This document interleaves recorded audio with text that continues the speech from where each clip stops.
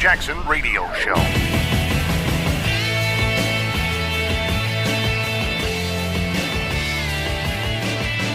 Greetings and salutations. You are tuning into the Kevin Jackson Radio Show. I am Brett Siegel, subbing in for the great Kevin Jackson.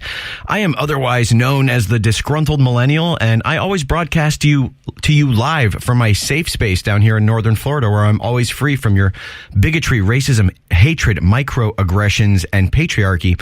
And you can always get me at Shaq General on Twitter, or you can get me on Facebook at the Disgruntled Millennial. Just click in the search bar, type in the Disgruntled Millennial. I know it's a little bit of a tricky spelling. In Millennial, it's 2 L's and 2 N's. But you can always get me there. I'm always posting extreme, hardcore, right-wing fascist posts on Facebook. Hate speech. I'm always posting hate speech. Just kidding. It's actually a bunch of truth that I'm posting. It's just, I get pinned as a hater a lot. Now, one of the things that I wanted to talk about today is a little bit of political correctness gone mad. An early childhood activist, Dr. Red Ruby Scarlet. Red Ruby Scarlet. You think that's her real name? Red Ruby Scarlet? She wants Father's Day to be renamed.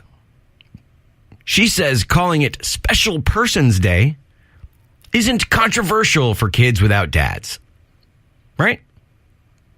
As the Daily Mail reported, Dr. Ruby Red Scarlet is pushing for the annual day on the first Sunday in September to be renamed so children without fathers aren't offended. The activist, with a doctorate in early childhood studies, I wonder from where, is wondering why the idea is so controversial. Why are we calling this political correctness when, in fact, it's about our rights? It is about... All right, sorry. This is just too funny. Feminists, intersectional feminists, leftists. I mean, this is getting completely out of control. Calling Father's Day is not about political correctness. It's about your rights.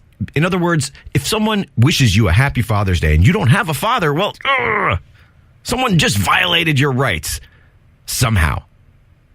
Because Father's Day isn't inclusive enough. Father's Day isn't inclusive enough. Because, hey, what about people with two moms?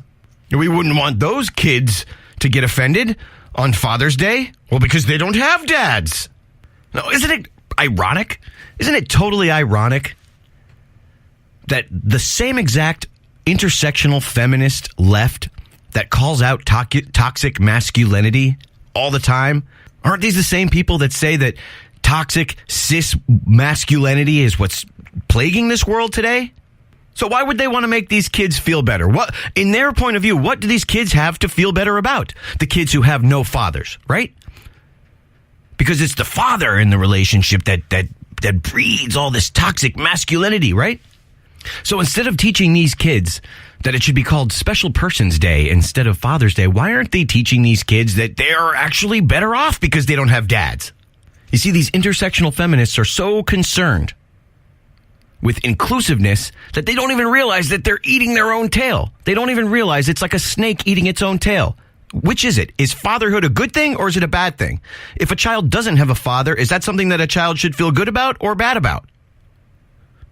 Because according to your philosophy, according to the leftist philosophy, it's toxic masculinity that's causing all the problems in the world. If boys would just simmer down and not be so rambunctious in class, and if they would just be a little bit more like girls. And doesn't it seem like feminists think that all boys are just broken girls?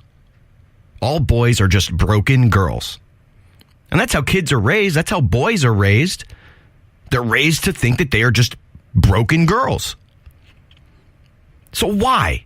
Why would they want to make it seem like these kids are missing out on something by not having Father's Day? Shouldn't they just be, instead of trying to refurbish Father's Day so that it's Special Persons Day, why wouldn't they just ban the whole idea altogether? Why wouldn't they just ban the whole idea of Father's Day? Now, this story sort of rings true for me because you know what? Some of you might know, some of you might not know, but my father died when I was 6 years old. My father died when I was 6 years old from hemophilia-related AIDS. That was a terrible blow for my family. Growing up without a dad was awful. There was a huge void in my life. No one taught me how to shave.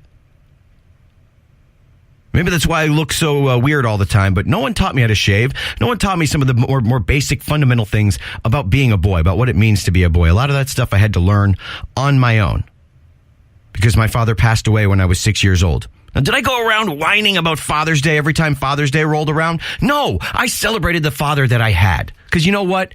If you are alive today, if you are a human being on this earth, you had a father. You had a father. There was a male sperm that fertilized your egg, and you are now a human being. You have a father. You had a father. Now, did I get butthurt every time Father's Day rolled around? It was a somber time. It was a somber time. Yeah, you know what? It was a somber time. If anything, it goes to show you that people who don't have fathers need Father's Day just so that they can understand, just so that they can truly understand what it means to have a father by accepting that you don't have a father. The void of not having my father in my life was catastrophic for me. And trying to brush that under the rug and not acknowledge it and try to think of it as though it's just a different way to grow up. Just different. It's not better or worse. It's just different. No, having a father would have been awesome. And on Father's Day, I celebrate the gifts that he did give me, whether he's here to celebrate with me or not. And instead of teaching these kids that Father's Day is just some uninclusive holiday for cis-white, gendered, white supremacy, it's just sick. It's just sick in the head. It just goes to show you that leftists want to rip down every pillar of Western civilization, and starting with the family. Starting with the family. If they can make people think that the family is the source of all the issues in the world, well, then they can pretty much do anything. If they can tear apart the nuclear family, if they can tear apart man and a woman getting together and having kids and having that be the norm, then Western civilization will break itself apart from the inside out over time. Father's Day is a day that celebrates the irreplaceable force that fathers have in the lives of their children. Just as mothers. It's funny, you don't see these leftists talking about banning Mother's Day or changing Mother's Day to Special Persons Day. No, this is clearly anti-male bigotry. Anti-male bigotry. And these people don't even stop and think about people like me. People who lost our dads, but still choose to understand and feel the void of not having a dad. Yeah, it would have been great to grow up and be like, yeah, my life is perfect. I don't need a dad. Dads are for suckers. Dads promote toxic masculinity. Toxic masculinity is what's wrong with the world. So let's strip the dad out of every home. You see, they're not even thinking about the people who are truly affected by not having a dad. They think that we are so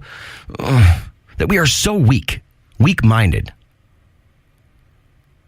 That someone saying that a day celebrating fathers is going to get us so mad and it's going to get us so upset that we're going to feel so unincluded that's going to be have deleterious side effects for our psyches, right? And these feminists want to pretend like this is about their rights. How about this, feminists? What about my right to acknowledge reality that people need dads in their lives? This is the Kevin Jackson Radio Show.